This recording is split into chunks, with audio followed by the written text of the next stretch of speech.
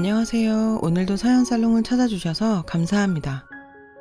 얼마 뒤면 두 번째 결혼기념일을 맞게 되는 결혼 2년차 새댁이에요. 저희 부부는 맞벌이를 하는데요. 남편은 회사에 다니고 저는 집에서 프리랜서로 일을 하고 있어요. 왜 이런 말들이 있잖아요. 며느리 사랑은 시아버지다. 사위 사랑은 장모다. 저는 이 말에 100% 동의해요.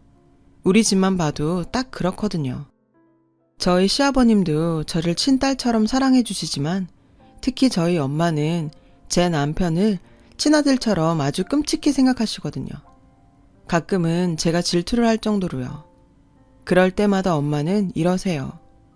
나한테 우리 지훈이는 사위가 아니라 아들이야, 아들. 그러시면서 얼마나 제 남편을 챙기시는지 몰라요. 그런데 엄마의 이런 모습을 볼 때마다 저는 가슴 한켠이 짠해져요. 저희 엄마가 이러시는 데는 특별한 이유가 있거든요. 지금부터 그 이야기를 하려고 해요. 저는 어린 시절만 생각하면 아직도 악몽을 꿀 정도로 힘든 시절을 보냈어요. 저희 가족은 원래 4명이었어요. 엄마와 아빠, 그리고 제 위로 오빠가 하나 있었죠. 엄마는 20대 초반에 아빠와 결혼을 하셨고 바로 오빠를 낳으셨어요. 엄마가 아빠와 결혼한 데에는 이유가 있었어요. 바로 돈 때문이었죠. 엄마 친정이 너무 가난했거든요. 부모님의 결혼은 외할아버지 지인분이 다리를 놓아주셔서 가능했어요. 집안이 녹록하긴 한데 아들내미가 망나니라 어디 데려갈 사람이 없는 모양이야. 그래도 돈 있는 집이라 거기로 시집가면 돈고생은 안 할 걸세. 딸한테 망나니 남편을 맺어주는 게 걸리긴 했지만 돈 걱정 안 하고 살 거란 말에 외할아버지는 혼사를 진행했어요. 엄마는 그렇게 팔려가듯 결혼하게 됐죠. 아빠는 소문 그대로 망나니였어요. 술을 물 마시듯 하고 돈도 펑펑 써댔죠. 친할아버지 회사에서 직원 타이틀 달고 어영부영 살면서 말이에요. 사치가 심하고 여자를 좋아해서 늘 다른 향수 냄새를 묻히고 집에 오셨대요. 그래도 시댁의 재력 하나 보고 참고 살아야겠다 했던 엄마는 나중에서야 뜻밖의 사실을 알게 되셨어요. 친할아버지가 운영하는 회사가 그렇게 기반이 탄탄하거나 이름이 있는 회사가 아니라는 거였죠. 살아남으려고 아등바등 해야 하는 그런 정도의 회사였던 거예요. 애초에 사랑이 없었으니까 그 사람이 여자를 만나고 다닌데도 그렇게 상처가 되지는 않았어. 그런데 아이를 가지니까 그게 또 달라지더라. 어찌됐건 애는 제대로 키워야 했으니까. 오빠를 임신한 엄마는 내 자식만큼은 남편과 다르게 바르게 키우리라 굳게 다짐하셨대요. 얼마 뒤 엄마는 오빠를 낳았고 본격적인 육아에 들어갔죠. 그리고 몇 년 뒤 둘째인 저를 임신하셨고 그때부터 삶이 달라지기 시작했대요. 제가 태어나기 얼마 전부터 친할아버지 회사 재정이 점점 안 좋아지더니 마침내 제가 태어나고 2달이 채 되지 않아 부도가 나버렸거든요. 친할아버지는 빚쟁이한테 쫓겨 자취를 감추셨고 저희 가족도 숨듯이 이사를 가야 했어요. 습하고 냄새 가득한 반지하 방으로요. 어린 오빠와 태어난 지 얼마 안 된 저를 키우기에는 힘든 환경이었죠. 그래도 엄마는 포기하지 않고 저희 남매를 키우느라 고생을 많이 하셨어요. 하지만 아빠는 전혀 도와주지 않았어요. 돈도 못 벌고 상황은 힘든데도 술은 전보다 더 많이 마셨어요. 엄마는 그런 아빠가 당연히 못마땅했죠.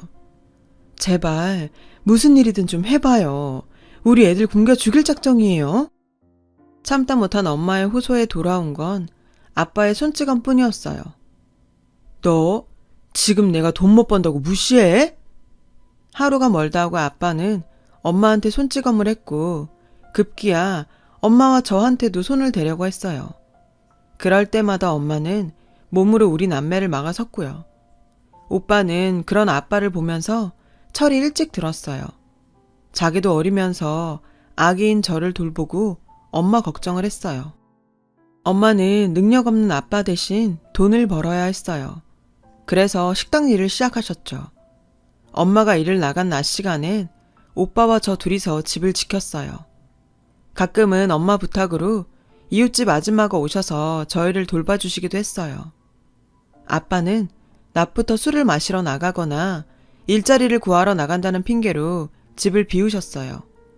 그래서 저는 주로 오빠가 챙겨주었죠. 하루가 다르게 저와 오빠는 커가는데 아빠는 여전히 일자리도 구하지 않고 술은 마셨어요. 술 마실 돈이 부족하니 엄마와 오빠와 제게 화풀이를 하며 폭력을 행사하셨죠. 친할아버지한테는 연락이 끊긴 지 오래였고 엄마는 시댁과 딱히 연락할 마음도 없어 보였어요. 아빠가 저 모양이니 솔직히 시댁에 무슨 정이 있겠어요. 그러던 어느 날이었어요. 오빠 앞으로 취약 통지서가 날라왔어요. 그때까지도 아빠는 정신을 못 차리고 술독에 빠져 사셨죠. 그동안 참고 살아왔던 엄마는 결국 중대한 결정을 하게 되었어요. 아이들의 교육을 위해서라도 더 이상 아빠 곁에선 아이를 키울 수 없다는 게 엄마의 결론이었죠. 그리고 곧 실행에 옮기셨어요.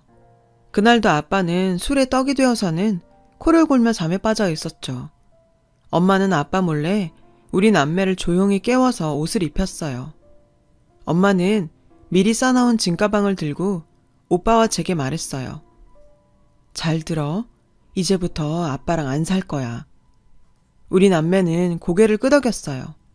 그리곤 엄마를 따라 나섰죠. 그날 엄마와 우리 남매는 터미널에서 버스를 탔어요. 어디로 가는지는 엄마만 알고 있었죠. 오빠와 저는 그저 엄마 손을 잡고 따라 나서기만 했을 뿐이니까요. 처음에는 외할머니 외할아버지가 계신 외갓집으로 가는 줄 알았어요. 왕래를 하진 않았지만 시골에 살고 계신다고 들었거든요. 그런데 엄마는 외갓집으로 가지 않았어요. 거기로 가봤자 우리 형편과 별반 다르지 않다고 하시더라고요. 우리가 간 곳은 엄마의 중학교 선생님 댁이었어요. 엄마는 선생님을 이모라고 불렀어요. 엄마는 공부를 잘했지만 집안 형편 때문에 고등학교에 진학하지 못했어요. 그런 엄마를 담임 선생님은 무척 예뻐하셨죠. 엄마가 대견하다고요. 집에 불러 맛있는 것도 해주시고 엄마가 학교를 그만둘 때 눈물을 보이시면서 이러셨대요. 이제부터 선생님 말고 이모라고 불러. 이제부터 내가 이모가 돼줄게. 힘들면 언제든지 찾아와. 그 말 한마디를 믿고 엄마는 우리 남매를 데리고 선생님 댁으로 간 거예요. 막상 우리 남매를 데리고 가긴 했지만 엄마도 걱정이 됐는지 문 앞에서 망설이다 배를 눌렀어요. 이모, 이렇게 염치 없이 찾아와서 죄송해요. 아이들 때문에 어쩔 수 없었어요. 큰아들이 이제 초등학교에 들어가는데 애아빠 옆에 도저히 내버려 둘 수가 없었어요. 엄마는 울먹이며 말했어요. 선생님 역시 엄마를 보곤 울먹이셨어요. 너처럼 똑똑하고 착한 애가 그깟 돈이 뭐라고 그런 집에 시집을 가선 이런 신세가 된 거니? 속상해서 정말. 두 분은 한참을 그렇게 우셨어요. 어느 정도 감정이 정리되자 선생님은 앞으로 우리가 살 방법을 생각해 보자고 하셨죠. 일단 살 집부터 구해야겠다고 하시며 건물을 가지고 있는 사촌동생한테 혹시 남는 방이 있는지 알아보겠다고 하셨어요. 다행히 선생님 덕분에 우리는 방 2칸에 화장실과 주방이 딸린 집을 구할 수 있었고 며칠 뒤 바로 이사를 했어요. 엄마는 상가 청소와 건물 관리를 맡게 되었어요. 그와 별개로 엄마는 마트 판매원 일까지 구하셨죠. 우리 남매는 마냥 행복했어요. 아빠의 그늘로부터 벗어날 수 있었으니까요. 3월이 되고 오빠는 그 지역 초등학교에 입학을 했어요. 오빠가 학교에 가 있는 동안 전 혼자서 집에서 놀아야 했지만 엄마가 근처에서 일하고 있어서 안심할 수가 있었죠. 그렇게 우리 식구는 4명에서 3명으로 줄었지만 오히려 행복감은 곱절로 는 것 같았어요. 적어도 그 집에서는 우리 3 식구가 걱정 없이 살 수 있었으니까요. 가난했지만 행복한 순간이었죠. 선생님께서는 음식도 가져다 주시고 엄마가 바쁠 땐 저희를 돌봐주셨어요. 제가 초등학교에 입학을 하고부터는 엄마는 더 많은 시간을 일을 할 수가 있어서 수입도 더 늘었고요. 오빠는 하루하루 더 어른스러워졌고 엄마를 닮아 그런가 공부도 잘했어요. 초등학교 6년 내내 모범생이었죠. 저도 오빠를 보고 자극을 받아서 공부를 열심히 했고요. 오빠는 중학교에 진학하고 나서부터 진로 고민을 했어요. 돈을 벌고 싶다고 하더라고요. 그래서 대학에 갈 생각이 없다고 했죠. 하지만 엄마는 생각이 달랐어요. 네가 정말 엄마를 생각한다면 당장 돈 벌 생각을 할 게 아니라 내 미래를 위해서 대학에 진학하는 게 맞아. 돈은 대학 졸업하고 벌어도 되잖니. 하지만 오빠의 의지는 확고했어요. 그 문제로 한동안 엄마와 오빠는 의견 충돌이 잦았고 중간에서 저는 이러지도 저러지도 못했죠. 솔직히 저도 오빠가 대학에 들어가기를 바랬어요. 오빠는 공부를 정말 잘했고 충분히 좋은 대학에 갈 수 있을 것 같았거든요. 내가 보기에도 아까웠는데 엄마는 오죽했겠어요. 하지만 오빠는 끝내 고집을 피웠죠. 엄마, 대학은 늦게라도 갈 수 있어. 돈부터 벌고 생활이 좀 안정되면 그때 다시 공부할게. 지금 이 상태에서 대학에 들어간다면 난 공부에 신경 쓸 수가 없을 것 같다고.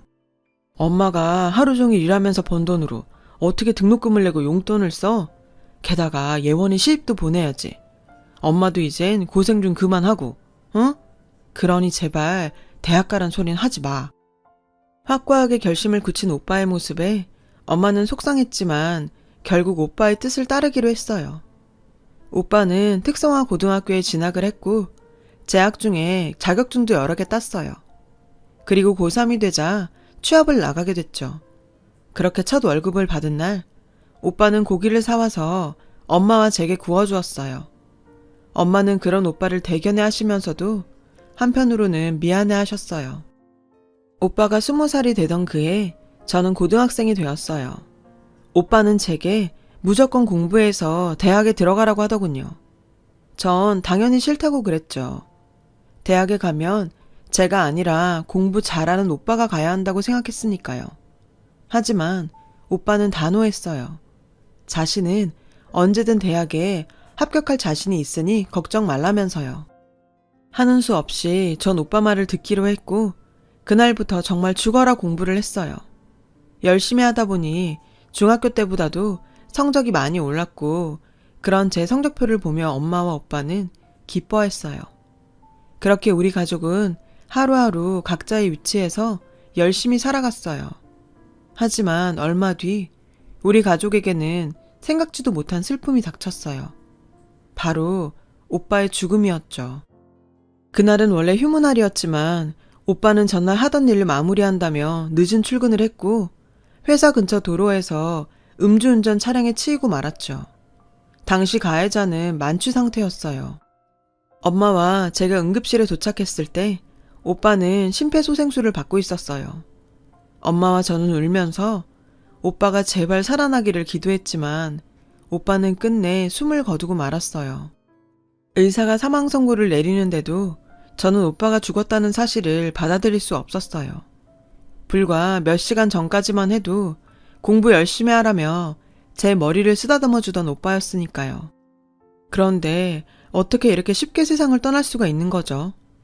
그 순간 엄마가 바닥에 주저앉아 오열하기 시작했어요. 애를 끓는 듯한 소리를 내며 울부짖었죠. 그제야 저도 정신이 들더라고요. 그리곤 오빠의 죽음을 받아들이게 됐죠. 그러자 오빠를 죽인 가해자가 죽도록 미웠어요. 할 수만 있다면 그 인간과 오빠의 목숨을 바꾸고 싶었죠. 그런데 그때 슬픔에 잠겨있는 엄마와 제 곁으로 병원 관계자가 다가왔어요. 어렵게 입을 떼며 말하더군요. 혹시 아드님의 장기를 기증하실 의향이 있으신가요? 엄마와 저는 멍하게 직원을 바라봤어요. 직원 말에 따르면 병원에 장기 기증을 기다리는 사람들이 있는데 오빠의 장기가 다른 이들의 생명을 살릴 수 있다고 하더라고요. 엄마는 잠시 망설이셨어요. 비록 오빠가 죽었다지만 그 장기를 빼낸다는 게 꺼림칙하셨던 것 같아요. 엄마가 망설이자 직원이 나직한 목소리로 말을 이어갔어요. 아드님은 그 누구보다도 의미 있는 일을 하게 되는 거라고요. 그 말을 들은 엄마는 결심이 선 듯 직원을 바라보시더니 동의서에 사인을 하겠다고 하셨어요. 그렇게 오빠는 여러 사람에게 새 생명을 주고 하늘로 떠났어요. 엄마와 저는 한동안 슬픔에 빠져 지내야 했죠.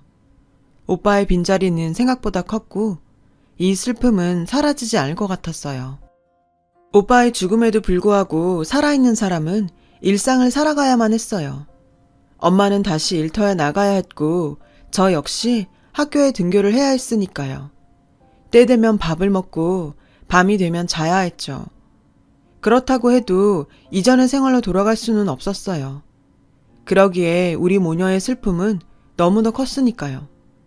이런 우리 모녀를 돌봐준 건 엄마의 선생님이었어요. 저희 집에 들러서 밥도 챙겨주시고 위로도 해주셨죠. 학교에서도 마찬가지였어요. 담임 선생님부터 친구들까지 모두 제게 신경을 써주며 챙겨주었죠. 오빠의 49제가 지나고 엄마와 함께 오빠의 옷가지와 짐들을 정리했어요.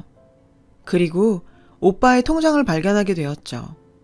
오빠가 일을 시작하면서부터 모은 돈 전부가 들어있었어요. 그리고 통장 겉면에는 포스트잇이 한 장 붙어 있었죠. 사랑하는 엄마, 착한 내 동생 예원이, 우리 가족 모두 행복하자 라고 적혀 있더군요.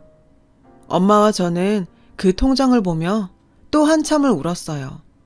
오빠가 없는데 이딴 돈이 다 무슨 소용인가 싶었죠. 왜 하필 우리 오빠한테 이런 일이 생긴 건지 하늘이 원망스러웠어요. 예원아, 우리 네 오빠 말대로 행복해지자. 그래야 네 오빠도 하늘나라에서 우리를 내려다보며 행복할 수 있지 않겠니? 네 오빠가 그렇게 원하는데 오빠를 위해서라도 우리 행복해져야 해. 엄마는 제 손을 꼭 잡고는 애써 미소를 지어 보이셨어요. 그런 엄마를 보며 저 역시 미소를 지어 보였죠. 그리곤 오빠 몫까지 열심히 살아서 엄마를 행복하게 해주겠다 다짐했죠. 이후 엄마와 저는 마치 예전 일상으로 돌아간 것처럼 씩씩하게 생활을 해나갔어요. 그렇게 열심히 살아낸 덕에 전 대학교에 들어가게 되었죠. 그 무렵 가해자 측으로부터 합의금과 보험금을 받을 수 있었어요. 솔직히 오빠의 목숨과 바꾼 돈이었기에 손도 대기 싫었어요. 하지만 엄마는 저와는 생각이 달랐어요. 그 돈을 제 대학 등록금으로 쓰자고 했죠. 오빠가 입버릇처럼 했던 말처럼 오빠가 절 대학에 보내주는 걸로 생각하자고요. 오빠도 그러길 바랄 거라고요. 결국 저는 엄마 뜻을 따르기로 했어요. 대학을 다니는 내내 저는 성적 장학금을 탔어요. 대학 중에 관련 직종 자격증도 여러 개를 땄고요.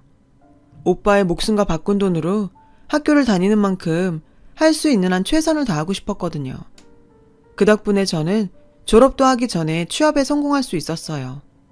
그리고 졸업식 날 엄마와 함께 학사모를 쓰고 찍은 사진을 들고 오빠 납골당에 가지고 갔어요. 오빠 덕분에 대학도 졸업할 수 있었고 좋은 회사에 취직도 할 수 있었다고 고맙다고 했어요. 그리고는 그 사진을 오빠 유골함 옆에 놓아두었어요. 하늘에서도 오빠가 잘 볼 수 있도록요. 입사 후 한동안은 업무에 적응하느라 정신이 없었어요. 그래도 시간이 지나니 일도 손에 붙고 직장 동료들과도 많이 친해져서 직장 생활도 즐기며 하게 되었죠. 그리고 얼마 뒤 연애도 하게 되었어요. 바로 지금의 남편이죠. 남편은 저보다 6살 연상으로 직장 선배의 친구예요. 지금은 비록 친구라고 하기도 뭐한 사이가 됐지만요. 왜냐면 지금은 서로 앙숙이 됐거든요. 그 선배는 신입 여직원들에게 추근되는 걸로 유명했어요. 저도 피해자 중 하나였고요. 지금 생각해도 치가 떨리는 놈이에요. 그 선배는 퇴근 시간에 건물 밖에서 치근덕댔어요. 오늘 시간 어때? 둘이 술이나 한잔 할까? 저는 신입이라 싫다고 하기도 곤란한 상황이었죠. 그런데 그때 마침 남편이 나타났죠. 야, 너 아직도 이러고 사냐? 나이가 몇인데 여직원들한테 주접이야. 너 이러는 거 네 여자친구는 아냐? 남편은 짜증스럽게 말했죠. 그리고는 제 손목을 잡고 있던 선배의 팔을 떼어 놓았어요. 선배는 똥 씹은 표정이 되었죠. 이분은 내가 정류장까지 모셔다 드릴게. 넌 네 여자친구한테나 가봐라. 그날 남편은 절 혼자 보내기 불안했대요. 선배가 따라 붙을까 봐요. 버스 정류장까지 남편의 에스코트를 받은 저는 몇 번이나 고맙다고 인사를 했어요. 뭐가요? 저놈은 동창들도 다 싫어해요. 동기라서 대화에 끼워주는 거지. 그나저나 앞으로 저놈 조심하세요. 그렇게 첫 만남을 가지고 며칠 뒤 퇴근 시간에 남편이 다시 나타났어요. 나중에 들으니 첫 만남에 호감이 생겨 저와 잘해보고 싶은 마음이 있었대요. 그러면서 말로는 선배가 또 수작을 부릴까봐 감시하러 왔다고 하더군요. 그런 남편한테 저 역시 호감이 생겼죠. 제게 추근댔던 선배는 얼마 뒤 사내 성희롱으로 고발당해서 해고가 됐고 그 무렵 저는 남편한테 고백을 받았어요. 저 역시 마음이 있던 터라 우리는 그날을 시작으로 사귀게 되었죠. 사귀고 반년 후에 저는 제 가정사와 오빠에 대해 남편한테 말했어요. 남편은 저와 사귀는 동안 종종 저희 집에 찾아와 저희 엄마한테 아들처럼 살갑게 굴었어요. 엄마는 마치 오빠가 살아 돌아온 것 같다며 남편을 유독 예뻐하셨죠. 그러면서 문득문득 눈시울을 붉히기도 하셨고요. 저 역시 엄마한테 잘하는 남편을 보며 더더욱 믿음이 갔죠. 그 후 1년 뒤 결혼 얘기가 나왔어요. 남편은 앞으로 누구도 저처럼 사랑할 자신이 없다며 장모님도 친어머니처럼 모실 테니 결혼해달라며 청혼을 했고 저는 기쁘게 청혼을 받아들였어요. 양가 부모님을 찾아뵙고 결혼 승낙을 받은 우리는 얼마 뒤 상견례 날짜를 잡게 되었어요. 그런데 상견례를 일주일 앞두고 남편이 갑자기 상견례를 미루자고 하지 뭐예요. 처음엔 사정이 있어 그런가 보다 했는데 미룬 날짜가 다가오니 또 다시 미루자고 하더라고요. 그렇게 3번이나 날짜를 미루자 저도 더는 못 참겠더라고요. 그래서 이럴 거면 그만두자고 해버렸죠. 미안해. 정말 중요한 일을 아직 해결 못해서 그래. 절대 다른 맘 있는 거 아니니까 믿고 기다려주라. 응? 남편의 얼굴을 보니 거짓말은 아닌 것 같아서 전 다시 믿고 기다리기로 했어요. 하지만 중요한 일이 뭔지는 알고 싶었죠. 그래서 몇 번이나 물어봤는데 번번이 기다려달라는 말뿐 무슨 일 때문인지는 말해주지 않았어요. 할 수 없이 전 잠자코 기다려야 했죠. 그렇게 2달 정도가 흘렀고 엄마는 상견례 안 하냐고 성하셨어요. 저는 그때마다 핑계로 무마해야 했죠. 그러던 어느 날이었어요. 남편이 상견례 날을 잡자고 하더라고요. 그렇게 우리는 어렵게 상견례를 하게 되었어요. 상견례 당일 엄마는 많이 긴장하셨어요. 남편과 빨리 결혼했으면 하셔서 상견례도 기다리셨는데 막상 닥치니 아무래도 엄마와 저 단 둘이 나가는 게 마음에 걸리셨던 모양이었죠. 저는 그런 엄마를 달래서 상견례 장소인 한정식집으로 향했어요. 엄마와 저는 잔뜩 긴장한 얼굴로 룸으로 들어갔어요. 남편과 시댁 식구들이 먼저 와 있더군요. 저희는 늦어서 죄송하다고 인사를 하고 자리에 앉으려는데 글쎄 남편이 저희 엄마한테 큰 절을 올리지 뭐예요. 엄마는 당황하시며 이러지 말라고 남편을 일으켜 세우라고 하셨어요. 그런데 그 순간 시부모님과 시동생까지 다가와 저희 엄마한테 고개 숙여 인사를 하더라고요. 도대체 무슨 일인가 싶었죠. 오빠, 왜 그래? 지금 뭐 하는 거야? 어머님, 아버님, 왜 이러세요? 제가 당황해서 허둥지둥 하는데 그때 남편이 고개를 들었어요. 남편의 얼굴은 눈물 범벅이었죠. 어머니, 늦게 알아서 죄송합니다. 정말 죄송해요. 영문도 모르고 사과를 받으신 엄마는 당황한 표정으로 도대체 무슨 소리를 하는 거냐고 남편한테 물었어요. 그러자 시어머니께서 다가와 저희 엄마 손을 꼭 잡으시더니 그러시는 거예요. 사부인, 얼마나 마음이 아프셨어요. 부모된 입장에서 쉽지 않은 결정이셨을 텐데 저희는 죄송스럽고 감사한 마음뿐이에요. 정말 큰 신세를 졌습니다. 시어머니는 울먹이며 말씀하셨어요. 그때까지만 해도 엄마와 저는 이게 무슨 소린가 싶었어요. 그런데 남편이 다가와 저희 엄마 손을 자기 가슴에 대며 하는 얘기를 듣고 그제야 전말을 알게 되었죠. 어머님, 들리세요? 아드님 심장이 뛰는 소리가요. 어머님께서 장기 기증을 해주신 덕분에 제가 살 수 있었습니다. 형님 덕분에 이렇게 예원이를 만날 수 있었고 어머님 사위가 될 수 있었어요. 순간 엄마는 다리에 힘이 풀렸는지 휘청하셨어요. 그리고는 눈물을 흘리시며 남편을 끌어안으셨어요. 한참이나 남편을 끌어안은 채 눈물을 흘리시며 남편의 등을 쓸어주셨죠. 생각지도 못했던 상황에 저는 아무 말도 할 수 없었어요. 그저 눈물만 흘릴 뿐이었죠.